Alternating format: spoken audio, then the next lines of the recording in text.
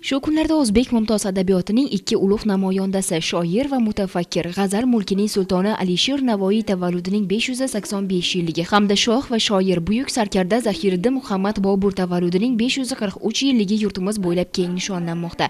Ushbu sana munosabati bilan Alisher Navoiy nomidagi Sirdaryo viloyati axborot kutubxona markazida ikki buyuk siymo, ikki xushzabon mavzusida ma'naviy ma'rifiy tadbir tashkil etildi. Tadbir O'zbekiston Yozuvchilar uyushmasi Sirdaryo viloyat bo'limi, viloyat madaniyat boshqarmasi, viloyat musiqali drama teatri hamda O'zbekiston ekologik partiyasi Sirdaryo viloyat bo'limi bilan hamkorlikda o'tkazildi.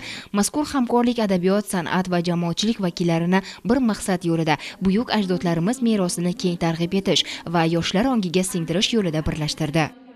Hazrat Navoiy hamda Hazrat Boburning ijodini, hayotini o'rganish bugungi kun yoshlar oldidagi dolzarb masalalardan biri hisoblanadi.